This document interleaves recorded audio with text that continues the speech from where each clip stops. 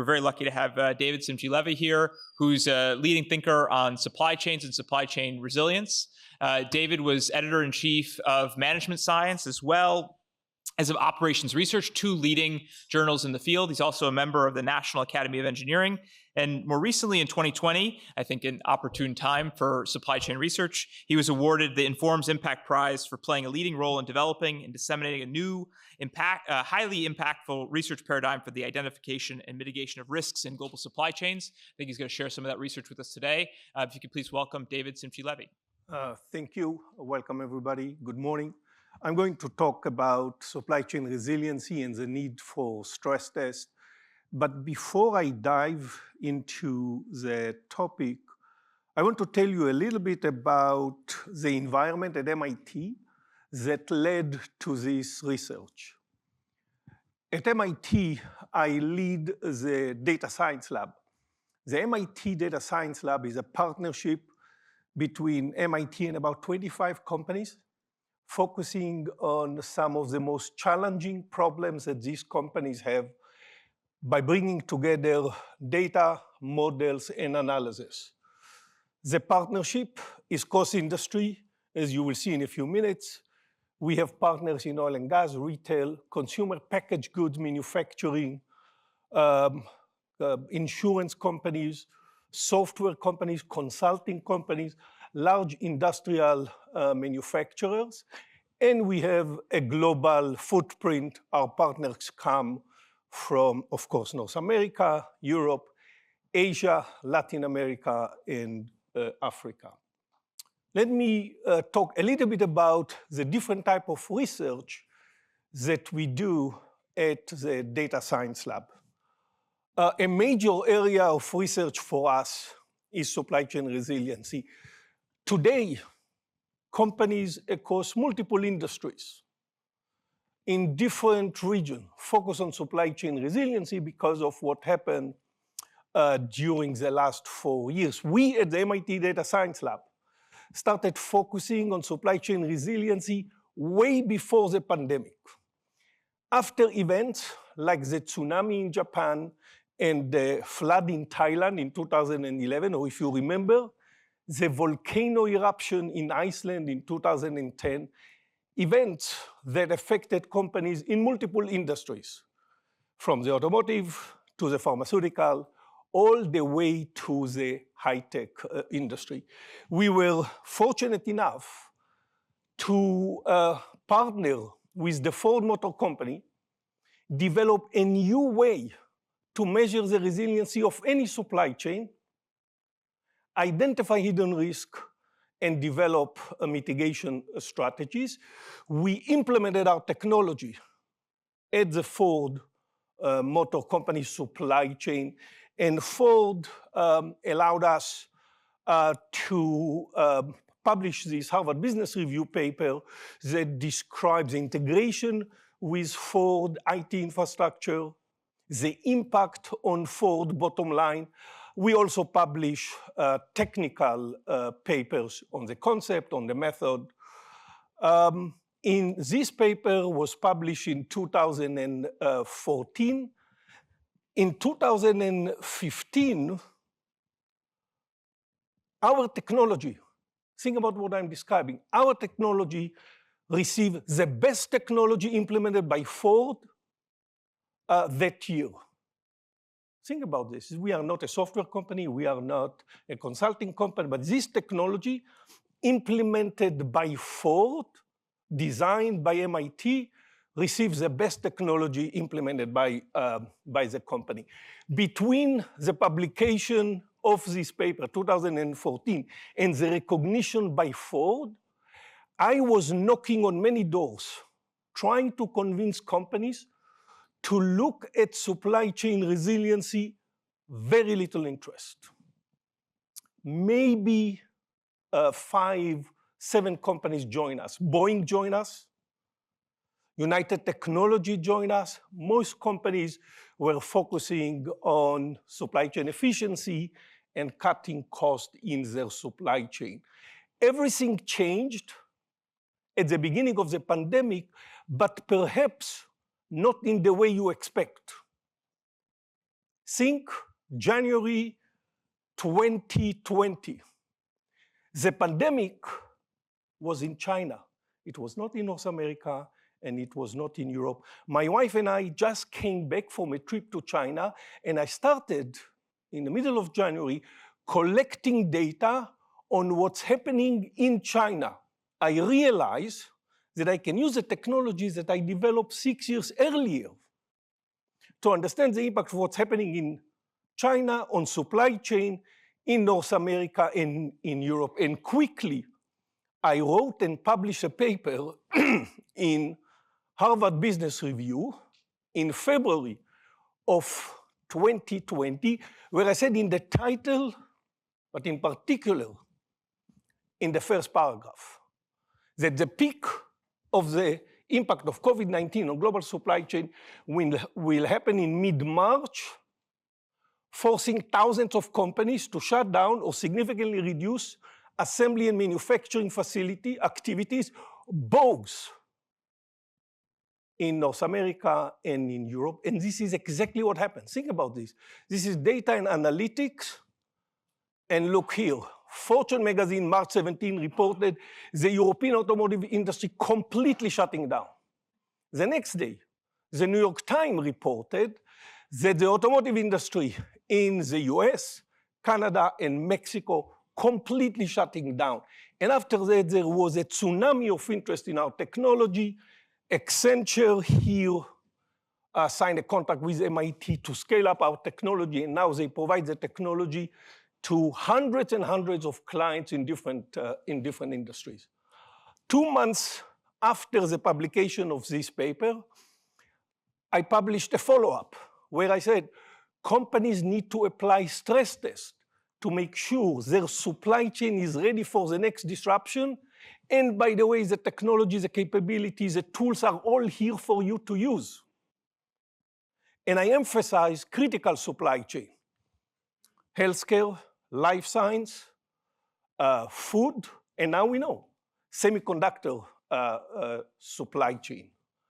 I was excited to see that in May of 2022, the US President Economic Report, think about this, this is the highest decision maker in the country. The US President Economic Report had a section describing some of the concepts that I'll talk about here and recommending to companies to start stress testing and preparing their supply chain to the next disruptions that will surely affect their business. And so this is one line of work in the lab. It's a line of work that we are still focusing on. A second line of work is all about dynamic pricing or price optimization. We, the MIT Data Science Lab, price product for both brick and mortar retailers, companies, for example, like Coppel, which is one of the largest retail chain in Mexico. We price all their products every week in every store. Think about what we are describing. This is an automated process where the engine developed by MIT. We also do the same for online platform like Zalando. If you don't know, Zalando is considered the largest online fashion retailer in Europe. We, MIT, price 1.5 million SKUs every week in every European country. And we do this based on what we learn about consumer behavior in different regions, in different countries, on the fly. The third area of research is around personalized offering. And let me illustrate this with an example. If you fly today from London to Paris, when you purchase your airline ticket, we are not involved. But once you purchase your airline ticket, our system kicks in and offers you ancillary product. Priority boarding, car rental, hotel. And the offers that you will get may be different than the offers that I will get because the system is learning on the fly about consumer behavior.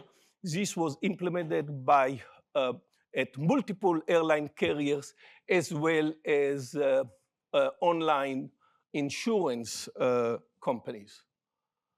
I work on inventory, transportation, and procurement for Blue Yonder. Blue Yonder is the largest supply chain software company. We develop for them an engine for last mile delivery. Home Depot is a very interesting example.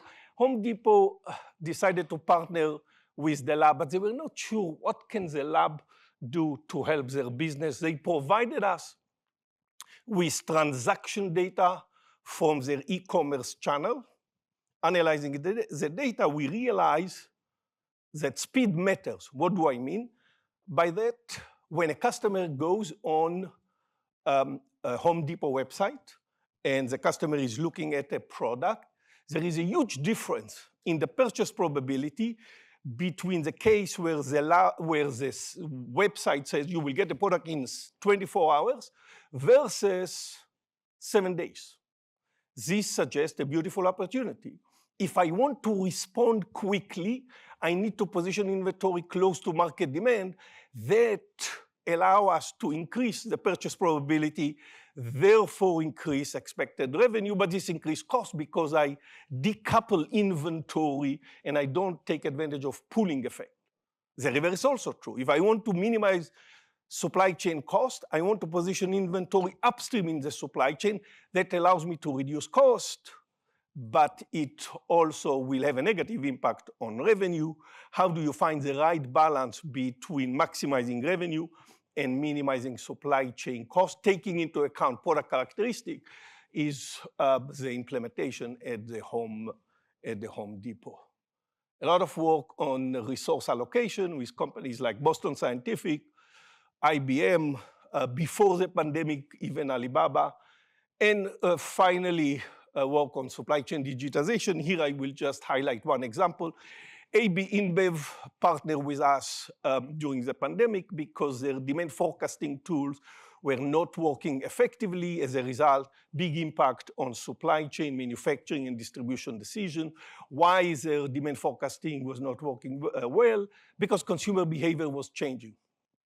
Using machine learning, AI, together with pandemic modeling, we were able to dramatically improve forecast accuracy, and as a result, affecting supply chain, manufacturing, and logistics decisions.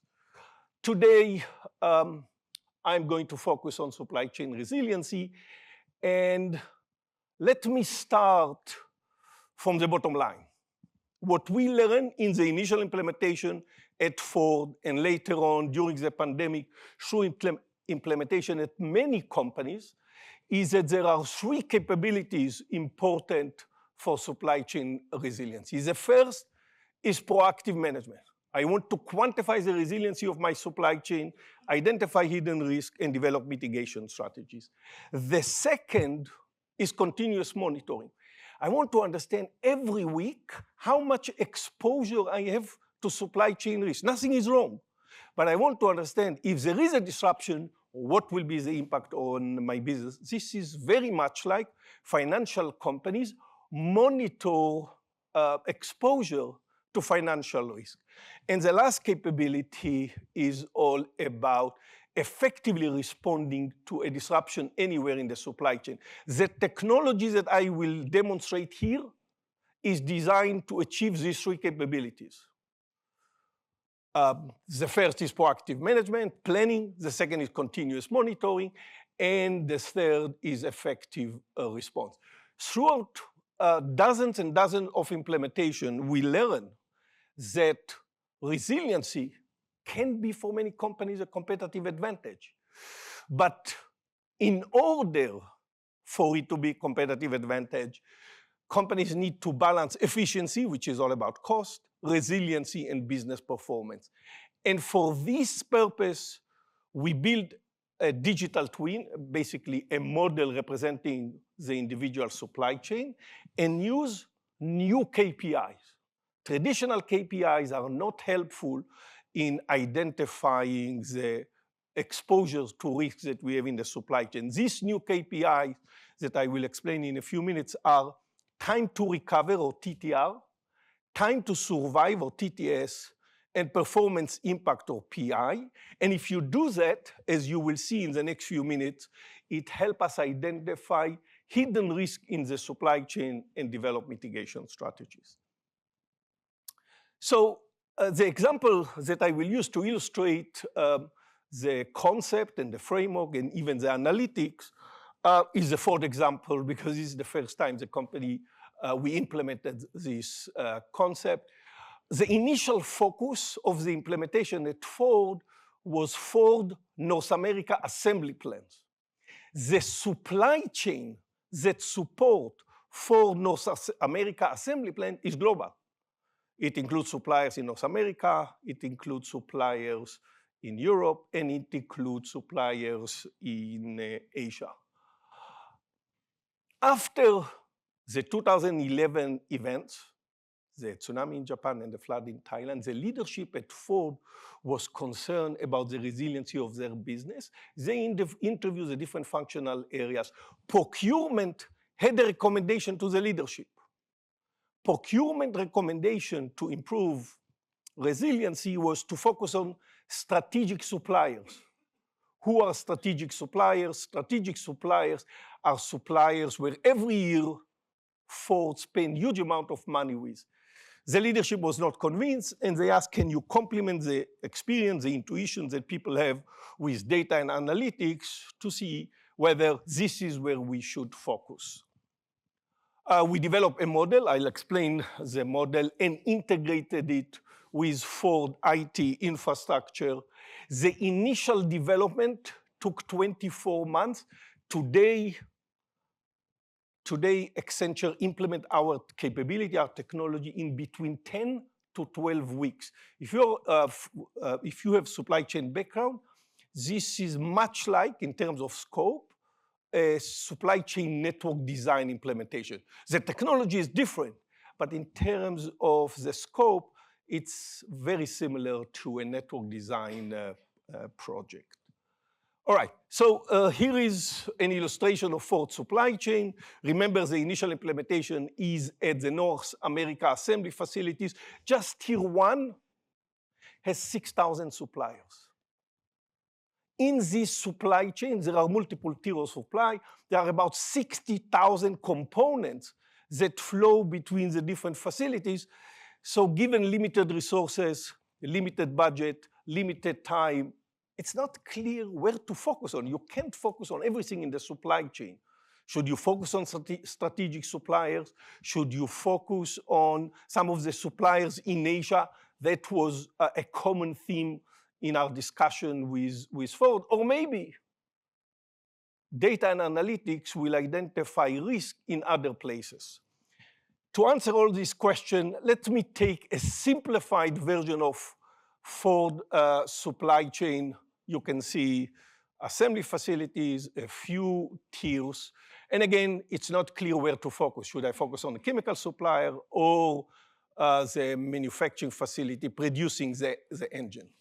To answer these questions, here are a few concepts. The first one is what I call time to recover. What is time to recover? We interview the chemical supplier. We try to identify how long it takes the chemical supplier to recover to full functionality after a disruption. This chemical supplier tells us that its time to recover is 2 weeks. Why it's 2 weeks? Because now they provide us with chemical from their facility in China. If there is a disruption, they can switch production and ramp up capacity in a facility in Germany, and it takes about 2 weeks. Again, there are many supply chain experts here, people with supply chain experience. Immediately, you have 2 questions about the concept. The first one, clearly time to recover, is scenario dependent. And there is a limit to our ability to generate all the relevant scenarios. And so you ask yourself, is there anything that is scenario independent? First question. The second question, even more challenging. If I interview a supplier about their time to recover, the supplier is going to be optimistic. They know that if they told us it takes 6 months, it's a huge problem. So how do you validate even information coming out of different suppliers? I'll come back to these 2 questions in a few minutes. But once I have information about time to recover, I can calculate performance impact. Performance impact is either financial or operational. What do? I remove the chemical supplier from the supply chain for the duration of time to recover, and I ask, what is the impact on Ford bottom line? Loss of profit, loss of revenue, loss of market share, or loss of production in the assembly facilities. Because I built a digital twin representing the entire supply chain, I can quantify these losses. And you can see in this simple example, illustrative example, the impact about $400 million. Let me now show you screenshot from the technology implemented by Ford. Here is the first one. What I have here are 6,000 tier one suppliers.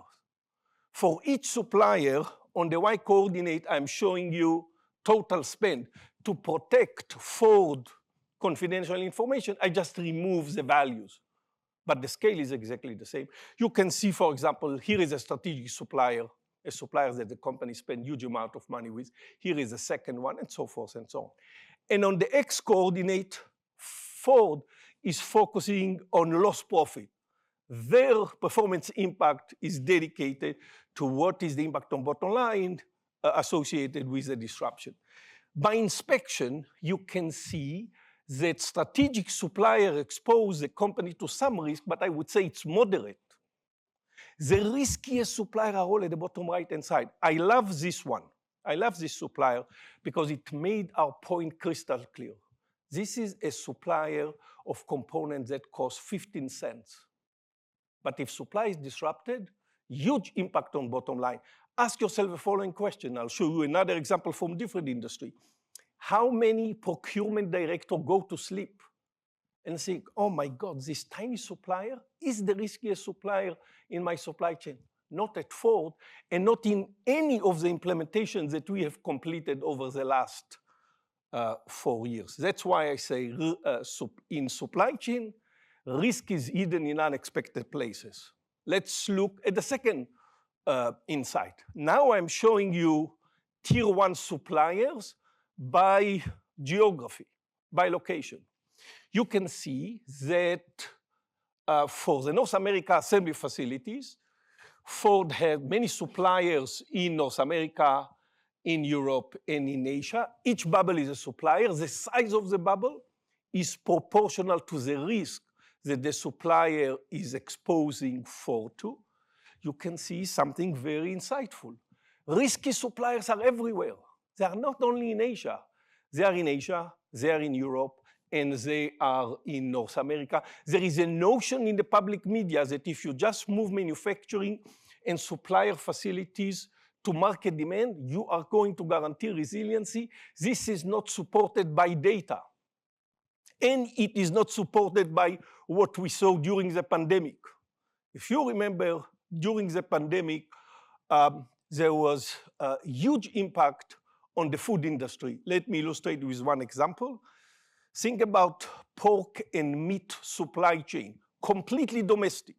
Farming is in the US, all the processing facilities are in the US. This industry went through dramatic consolidation to cut costs. At the beginning of the pandemic, one of the processing facilities for meat and pork in the South was closed. Enormous supply shortage for this product. And the same, if you remember, with baby diapers. The point I'm trying to make, just equating resiliency with size, as my previous slide showed, or with geography, as this slide showed, is the wrong thing to focus on.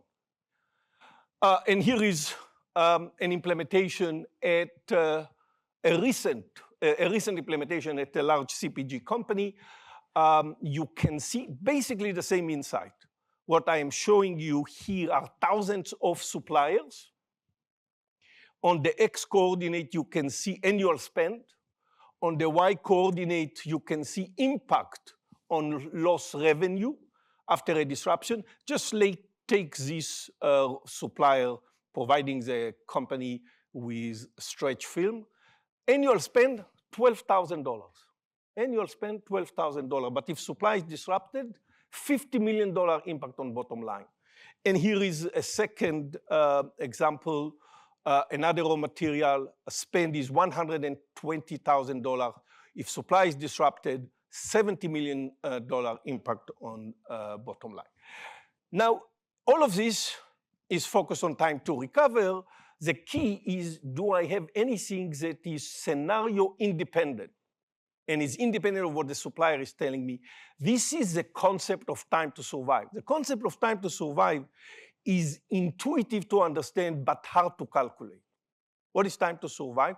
I remove a facility from the supply chain, and I ask, when this facility is down, how long can we match supply with demand? It's not zero, because the pipeline is full with inventory, but I can calculate it because I build a digital model representing the supply chain. You can see here, time to survive at Ford. On the X coordinate, you can see time to survive in weeks, 1 day, 2 days, all the way to 1 week or 7 days, 8 days, all the way to 14 days, then 20 weeks, 30 weeks, 50 weeks, and even they had component and supplier whose time to survive was 70, 80, 100 weeks. And on the Y coordinate, I'm showing you the number of suppliers with that level of time to survive. Just by looking at this figure, you realize a challenge and an opportunity. Where is the challenge? Challenge is obviously on the left-hand side. These are all the suppliers whose time to survive is 1, 2, 3 days.